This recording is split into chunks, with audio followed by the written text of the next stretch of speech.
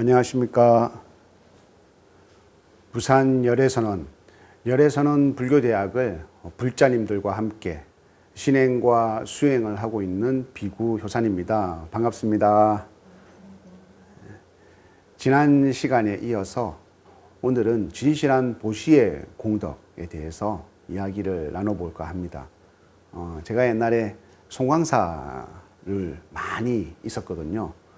송광사에 있었던 이야기입니다. 송광사에 그 당시만 해도 송광사가 지금도 마찬가지겠지만 그 당시는 더 어려웠던 것 같아요. 그래서 대웅보전에 부처님들이 계시는데 대웅전 부처님들이 옷이 개금이 벗겨져 가지고 부처님의 맨살이 드러나게 되었습니다. 그래서 개금불사를 하게 되었는데 곳곳에서 개금불사를 한다고 보시자를 모으고 있던 그런 어떤 여름날이었거든요. 그래서 저는 포행을 하기 위해서 한 바퀴 저 송광사 가면 계곡이 있잖아요. 계곡을 이렇게 한 바퀴 뚝 돌아서 오는데 여름이라서 소나기가 확 막 이렇게 내리려고 비가 한두 방울 때리는 거, 막 떨어지는 거예요. 그래서 야, 이거 소나기가 오겠구나 하고 어서 뛰어가지고 마침 제가 종무소를 지나가고 있어서 종무소 처마에 탁 비를 피하고 있는데 비가 막 쏟아지더라고요. 그때 어떤 부부가 제 옆에 그 처마로 또 똑같이 뛰어든 거예요. 소나기가 오니까. 그래서 조금 있으면 끝나겠지 해서 제가 일부러 말을 안 건넸어요. 조금 있으면 끝날 거니까. 근데 소나기가 계속 오는 거예요. 계속 와요. 계속 이제 세 명이 있으니까 좀 제가 말을 안 붙이는 것도 실례일 것 같아서 어디서 거사님 어디서 오셨습니까? 그러니까 예, 서울에서 왔습니다. 이러는 거예요. 서울에서 오셨어요. 어떻게 그래 서울에서는 웬일로 오셨어요? 그러니까 송광사에 개금불사를 한다는 얘기를 듣고 오늘 개금불사를 하기 위해서 왔습니다라는 거예요. 그래서 제가 저 표지판에 보면 계좌번호가 있는데 계좌번호로 이렇게 보내면 되지 왜 이렇게 일부러 여기까지 오셨어요? 그러니까 그 거사님께서 다 이렇게 말을 하는 거예요. 스님, 어떻게 부처님의 옷을 이렇게 입혀드리는 공덕을 올리는데 어떻게 제가 은행에 계좌로 보내겠습니까? 제가 진심의 마음으로 이렇게 직접 가져오는 게 도리인 것 같아서 이렇게 직접 왔습니다. 라고 이렇게 말을 하는 거예요. 근데 제가 진짜 정말 거짓말이 아니게 그 순간 그 거사님의 말이 이렇게 들리는 거예요. 시간이 멈춘 것 같은 거예요. 소나기가 쑥 내리다가 갑자기 천천히 내리는 거예요. 석석석석 내리면서 말도 제 귀에 어떻게 계좌로 보낸단 말입니까? 이렇게 들리는 거예요. 제가 막 그 말을 듣고 이 마음속에서 저 깊은 곳에서 이 감동의 물결이 탁 쓰나미처럼 이렇게 막 올라오는 거예요. 그래서 그 거사님의 얼굴을 이렇게 탁 쳐다봤습니다. 야, 정말 우리 불자님들은 이런 마음으로 보시를 하는구나. 야, 정말 그분이 존경스러워 보이는 거예요. 스님이지만. 어떻게 그런 생각을 할 수 있지? 나는 한 번도 그런 생각을 해본 적이 없는데 어떻게 저런 마음을 낼 수 있지? 하면서 그분의 얼굴을 유심히 쳐다보고 나도 모르게 정말 대단하신 분이다라고 이렇게 존경하고 그분을 만나고 싶고 그분과 이야기를 더 나누고 싶은 그런 마음이 정말 생겼습니다. 그래서 저도 이제 숙소에 돌아가서 딱 이제 선방에 다닐 때였거든요. 선방에 앉아서 그런 일을 경험하고 나니까 야, 우리 불자님들도 이렇게 보시를 하는데 나는 머리를 깎고 스님으로 절에서 주는 밥과 그 다음에 따뜻한 조서를 받기만 했는데 내가 한 번도 진짜 우리 불자님들처럼 저는 개금불사니 또는 부처님을 모시는 봉안불사니 이런 걸 한 번도 해본 적이 없네 하고 생각해 보니까 한 번도 해본 적이 없는 거예요. 그래서 저도 야, 이번에 정말 한번 나도 부처님 개건불사를 한번 해봐야 되겠다 해서 종무소에 딱 갔었어요. 그래서 개건불사가 얼마예요? 라니까 저기 저 법당에 계시는 대웅보전에 계시는 부처님은 개건불사가 얼마예요? 라니까 500만 원입니다. 라는 거예요. 그래서 너무 놀랐어요. 왜? 왜냐하면 부처님이 너무 큰 거예요. 그래서 그것밖에 없어요. 하고 물었어요. 마음속으로 더 싼 거는 없어요. 라고 물었어요.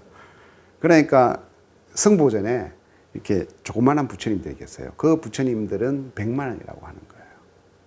그래서 야, 내가 저걸 해야 되겠다 하면서 탁 마음을 먹었어요. 근데 내가 탁 이렇게 손가락을 짚어보니까 내 통장에 돈이라고는 한 200만 원 남짓 있는 거예요. 내 전 재산의 반을 줘야 되는 거예요. 앉아서 화두를 계속 화두를 잡고 있다가 어느 날 그 생각을 하고 난 다음부터 전 재산의 반이네, 전 재산의 반이네 하고 나면 100만 원밖에 안 남네. 이런 생각이 막 떠오르는 거예요. 그래서 나중에는 이렇게 되는 거예요. 할까 말까 해야 되나 말아야 되나. 아예 한다고 했는데 해야지. 하고 나면 100만 원밖에 안 남는데 어떻게 살지? 어떻게 하지? 하면서 막 하루 종일 앉아가지고 할까 말까 그걸 하고 있는 거예요. 그래서 내가 그렇게 하고 있는 내 자신을 보니까 너무 한심한 거예요. 그래서 친한 도반 스님한테 스님, 내가 갑자기 개건부사를 한다는 생각을 해가지고 선방에 앉아가지고 할까 말까 생각하고 있다니까 그 스님이 딱 그러시는 거예요. 스님, 불사라는 거는요, 탁 하고자 마음 먹었을 때 탁 하는 거예요, 스님. 그냥 망설이지 마세요. 그게 뭘 앞뒤 절거 있는가. 마음을 낸 순간 그 순간 딱 해야 되는 거예요. 그 말을 들으니까 내 귀가 번쩍 뜨이는 거예요. 맞아. 그래, 해야 돼. 그래서 가감하게 가서 100만 원을 탁 내고 개건불사를 해주십시오 하고 이제 올린 거예요.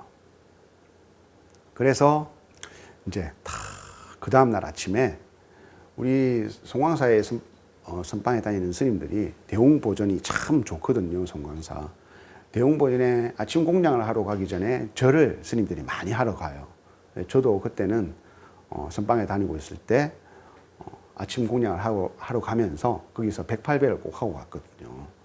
그래서 그날도 똑같이 문을 열고 딱 들어가는데 부처님이, 그 계시는 부처님이 갑자기 눈이 딱 커지면서 아이고 효산이 왔냐 막 그렇게 막 나를 보는 것 같은 거야. 아이고 니 전재산의 반을 그래 내 옷 입히는데 줬단 말이가. 아이고 착하다 진짜 막 이렇게 따뜻한 눈으로 막 나를 막 이렇게 막 감싸 안아주듯이 막 이렇게 바라보시는 것 같은 거예요. 그래서 내가 부처님 하면서 막 그래서 제가 그 순간 그런 생각이 들었어요. 야, 불자님들이 이런 마음으로 부처님께 불사를 하는구나. 이런 마음으로 보시를 하는구나. 부처님께 내가 이렇게 정성스럽게 올린 이 공덕으로 인해서 내 마음이 정말 부처님께 순수해지는 그 순간을 느낄 때 큰 보람을 느끼는구나. 머리를 깎고 제가 5년이 되었어야 여러분들이 진짜 시시때때로 느끼는 그 보시의 즐거움을 그때 정말 처음 알게 되었거든요. 그래서 보시라는 것은 마음을 낸 순간 정말 큰 공덕이 있는 겁니다. 우리는 보시를 선업이라고 하잖아요. 그죠? 선업이라는 것은 그 자체가 좋은 씨앗이거든요. 우리가 좋은 씨앗을 심을 때는 정말 농부가 부처님께서 그렇게 말씀하셨어요. 만약에 농부가 있다고 치자. 농부가 있다면 내가 이 씨앗을 심어야 되는데 이 씨앗을 나는 겸손한 사람이고 나는 베푸는 사람이니까 이 씨앗은 다른 사람들은 저 좋은 밭에 심고 나는 저 자갈밭에 심어야지 하면서 농부가 자갈밭에 심느냐? 아닙니다. 부처님, 좋은 씨앗은 어디가 정말 좋은 땅이지? 어디가 정말 좋겠지 하고 하루 이틀 살피면서 그 좋은 씨앗을 땅에 심습니다. 선업이라는 것은, 좋은 보시라는 것은, 남에게 베푼다는 것은, 남에게 좋은 말을 한마디 하고 그리고 남에게 베푸는 그런 보시의 공덕은 그와 같다. 어디가 좋고 어디가 더 아름답고 어디가 더 행복한 것인가를 찾아다니는, 이미 그 보시 속에는 지혜가 완전히 갖추어져 있다라고 말씀을 하십니다. 그래서 금강경에 보시바람이 곧 안욕따라 삼약삼보리심이 되는 그러한 오묘한 부처님의 말씀이 그 속에 녹아져 있는 거죠. 좋은 땅을 골라서 좋은 씨앗을 심는 것. 여러분들이 만약에 친한 분들에게 밥을 하나 사는 것도 정말 지혜와 복덕이 다 갖추어져 있는 완벽한 수행입니다. 내가 어떤 사람에게 밥을 사는데, 아유, 뭐, 어제도 산 밥, 오늘도 샀고, 언젠가 또 한번 살 건데, 막, 대강 저기서 막 된장국이나 한 그릇 하시도 오든지 말든지, 막, 어디서 이렇게 합니까? 아니죠. 그 사람은 뭘 좋아할까? 그 상대방이 좋아하는 어떤 음식을 좋아할까 하고 생각을 하겠죠. 그 사람의 시간 물어보겠죠. 언제가 좋아요? 하면서 그분이 가장 행복한 시간, 그분이 가장 적절한 시간을 우리가 알아보잖아요. 그죠? 그것이 지혜거든요. 저 사람은 어떤 것이 가장 장점일까? 저 사람은 어떤 것이 가장 좋은 땅일까? 저분은 어떨 때 가장 좋은 마음을 낼까? 마치 그거를 고르는 것처럼 좋은 시간과 좋은 때를 골라서 약속을 잡잖아요. 그리고 음식도 어떻게 대접을 합니까? 아유, 먼저 드십시오 라고 오히려 베푸는 사람이 먼저 하심을 하면서 그 사람에게, 상대방에게 음식 공량을 올리지 않습니까? 마찬가지로 선업이라는 것은 그 자체로서 지혜가 갖춰 있고 복덕이 갖춰져 있기 때문에 보시를 하는 것만으로도 큰 공덕을, 이미 큰 지혜를, 바람이를 갖추게 되는 겁니다. 반대로 악업은 어떨까요? 남에게 상처 주는 말 또는 툭 던지는 말은 어떨까요? 우리가 만약에 어떤 사람에게 상처 주는 말을 할 때, 야, 내가 오늘 딱 시간을 보고, 내가 저 사람이 딱 좀 문을 열고 9시에 딱 들어올 거니까 내가 딱 9시 1분에 저 사람한테 이런 말을 해가지고 핫살을 쏘듯이 거기다가 그냥 확 쏴붙여서 그렇게 말해야지 하고 계획을 철저하게 세워가지고 그렇게 말합니까? 안 하죠. 하다가 자기도 모르게 툭 튀어나오는 거예요. 아이, 왜 그래요? 어이? 아니라니까요. 자기도 모르게 툭 튀어나오는 거예요. 악업이라는 것은 남에게 상처 주는 말, 남에게 그냥 남을 비방하는 말, 이런 말들도 계획하지 않고 자기도 모르게 툭툭 튀어나오는 거예요. 선업을 지었던 농부와는 정반대입니다. 내가 어디에 뿌린지도 몰라요. 내가 왜 뿌린지도 몰라요. 그래서 악업은 지혜가 없습니다. 뭐만 있습니까? 어리석음만 가득한 게 악업이에요. 그래서 그 악업의 씨앗을 심었기 때문에 그 악업이 자라서 결국은 누가 걷어가겠습니까? 내가 걷어가게 되는 거예요. 그래서 부처님께서는 그렇게 말씀하십니다. 능히 어떻게 하시든지 항상 좋은 말과 좋은 공덕, 좋은 보시를 하기를 힘써라. 만약 여러분들이 수행을 통해서 부처가 되지 못한다 하더라도, 설령 깨달음을 이루지 못한다 하더라도, 또 설령 내가 악업을 지었다 하더라도, 만약에 그렇다면 적극적으로 널리 보시를 하라. 그러면 지혜가 갖추어지고 복덕이 갖추어진다. 그래서 악업을 짓게 되는 사람들은 마치 그와 같습니다. 악업은 어디에 뿌린지를 몰라요. 그래서 어느 날 지나가다가 막 갑자기 나를 해코지를 하고 나에게 악담을 하는 사람이 생겨요. 그것은 어떤 거겠습니까? 내가 어디에 뿌린지도 모르고 내가 뿌렸던 악업의 씨앗이에요. 제가 송광사 강원에 있을 때도 그랬습니다. 하루는 여름이었는데 막 강원에서 이제 한봉이죠, 한봉. 한봉이 막 이렇게 막 날아다니는 거예요. 한봉이 막 이렇게 갑자기 강경을 하고 있는데 벌들이 막 출몰을 해가지고 스님이 난리가 난 거예요. 그래서 찾아보니까 처마 밑에다가 벌들이 집을 지으려고 막 춤을 추고 있더라고요. 그러니까 이제 난리가 난 거죠. 이걸 빨리 쫓아야 되는데. 어떤 스님들은, 그건 막 에퍼겔라로 확 뿌리 뿌리면 되지. 이러니까 어느 스님, 스님 무슨 말씀이세요? 스님들이 어떻게 살생을 해요? 그러니까, 맞네. 어떤 그 옆에 있는 스님이, 그거 벌들은 쑥을 싫어해. 하면서, 이제 그래가지고 쑥을 이제 구해온다고 가가지고, 막 이렇게, 이제 쑥을 찾아보니까 쑥이 없는 거예요. 그래서 먹다 남은 쑥차를 들고, 예. 그리고 쑥을 태워야 되는데 어디다 놓고 태우겠어요. 그래서 공양간에 가서 쓰된 채를 가져와서 그 언니가 밑에 불을 붙여가지고 한 스님은 쓰된 태를 바치고 한 스님은 차를 틀어붓고 한 스님은 부채로 이렇게 하니까 벌들이 뭐 그렇게 하더만은 막 흩어지더라고요. 그래서 내가 그거를 보고 그 한 스님에게 역시 농사를 지었던 스님은 틀리네요 하고 내가 이렇게 툭 던졌어요. 근데 그 스님은 알고 보니까 그 말에 너무 상처를 받은 거예요. 왜냐하면 그 스님은 송광사 밑에서 평생 농사를 짓다가 조금 나이가 들어서 출가를 하셨어요. 한 번은 그런 일이 있었어요. 왜 그 스님이 저한테 마음을 두고 오셨냐면 그 스님이 이제 어느 날 2학년이 되었어요, 우리가. 그래서 각 정각을 맡게 되었거든요. 근데 그 스님이 약사전을 맡게 되었어요.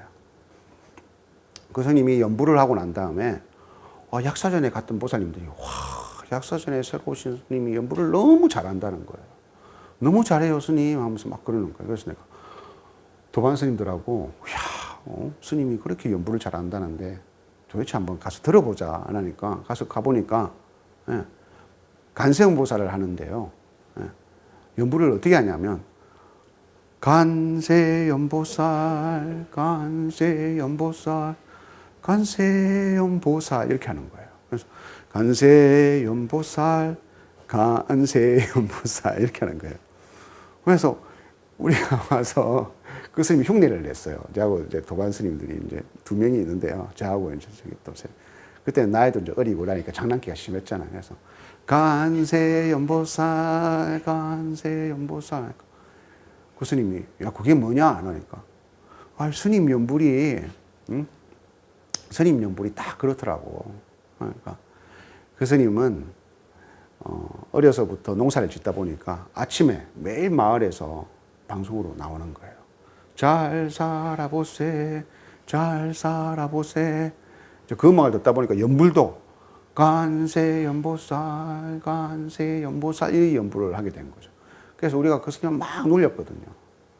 근데 그 놀렸다는 그 말이 기억이 있어가지고 내가 그 말을 하고 버럭 화를 내는 거예요. 그래서 내가 그 순간 그래. 이 남에게 상처 주는 말은 내가 알지도 못하는 사이에 뿌리는 씨앗과 같은 겁니다. 숲을 지나갈 때 은근기와 같고 숲을 지나갈 때 발에 부딪히는 민들레와 같은 거예요. 씨앗이 아무 때나 뿌려져 가지고 그 씨앗이 내가 어디에 뿌린 줄을 모르는 거예요. 그 사람에게 상처가 되었는지, 그 사람에게 어쩌면 그 말 한마디가 평생을 잊을 수 없는 상처가 되었는지 내가 살피지 못하는 거예요. 그래서 작은 말 한마디도 어쩌면 큰 갑오가 될 수 있는 겁니다. 그래서 말을 할 때는 항상 하심을 해야 됩니다. 상대방에게 충고를 할 때도 이 말이 정말 어떻게 잘못하면 큰 갑오로 돌아올 수 있으니까 최대한 배를 내서 얘기를 해야 되겠다라는 생각을 가지고 있어야 되는 거예요. 그런데 선업은 어떻게 합니까? 어디에 뿌려도 다 알 수가 있죠. 만약에 오늘 제가 이 열애선원 앞마당에다가 사과나무를 하나 심고 내일 저기 브라질에 브라질리아 거기로 이민을 갔다고 칩시다. 그러면 제가 열애선원 앞에 정성 들여 심었던 그 사과나무를 잊을 수 있겠습니까? 없겠습니까? 우리 속에 기억하고 있겠죠. 그날 그때 그 사과나무를 내가 심었지라고 생각을 하겠죠. 그죠? 그래서 다음에 한국에 올 때도 야, 그 사과나무가 어떻게 컸을까? 라고 가서 보게 되겠죠. 그래서 선업은 반드시 내가 지은 만큼의 공덕을 내가 반드시 받게 됩니다.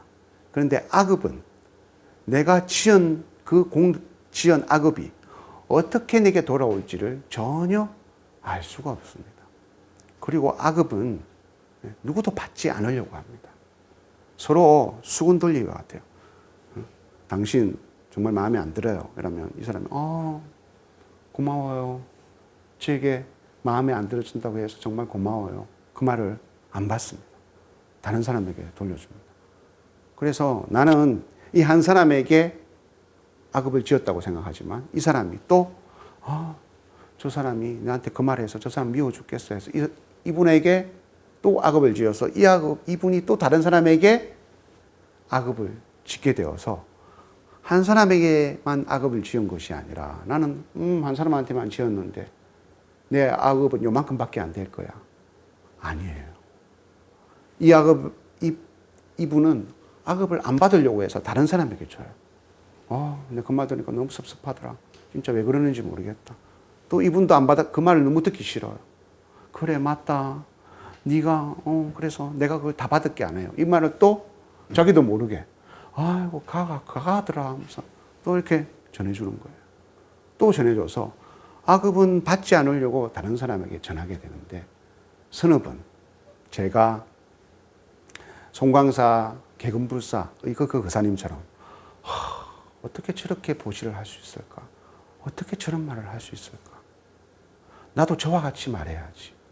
나도 저와 같이 정말 좋은 말을 해야지. 마치 금은보화를 받은 것처럼. 야, 그걸 저도 좀 같이 나누어 줄 수 없겠어요? 그 사과나무에 열린 사과를 나도 같이 좀 심을 수 없겠어요? 하면서 나는 이 사람에게 선업을 하나 지어줄 뿐인데 그것을 보고 야, 어떻게 저 사람은 저런 상황에서 저렇게 말을 할 수 있을까? 어떻게 저 사람은 저런 마음을 낼 수 있을까? 그 공덕을 가져가라고 하지 않아도 야, 나도 보고 배워야 되겠다 하고 가져가게 되는 거예요. 그래서 선업은 하나를 지으면 수미산만큼 많이 짓게 됩니다.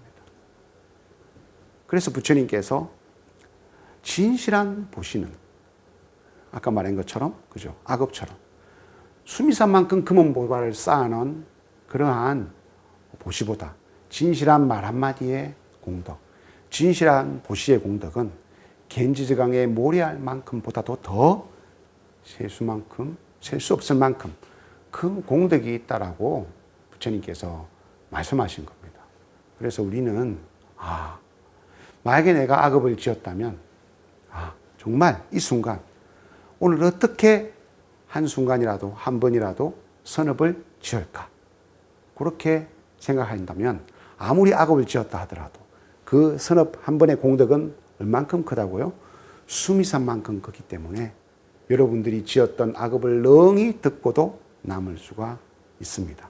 그래서 보시공덕을 올리는 것이 정말 중요합니다. 이 방송을 듣고 계시는 BTN 시청자, 불자 여러분들도 보시의 공덕은 그와 같습니다.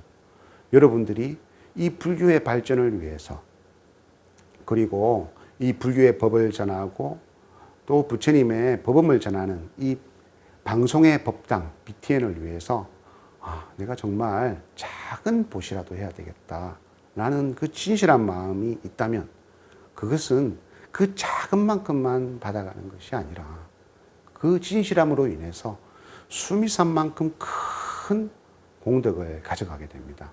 왜냐하면 그 보시는 남을 감동시키기 때문에 그렇습니다.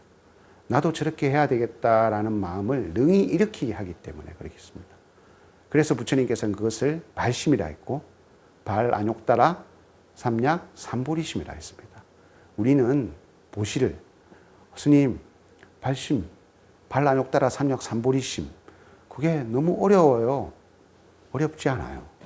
진실한 마음으로 건네는 말 한마디 진실한 마음으로 부처님께 올리는 보시가 바로 발 안욕따라 삼약 삼보리심이고 발심이라는 것 잊지 마시고 BTM 법당 진실한 마음으로 우리 불자님들이 보시의 공덕을 실천해 주시기를 바라겠습니다. 오늘은 진실한 보시의 공덕에 대해서 여러분들과 이야기를 나누어 보았습니다. 감사합니다. 성불하십시오.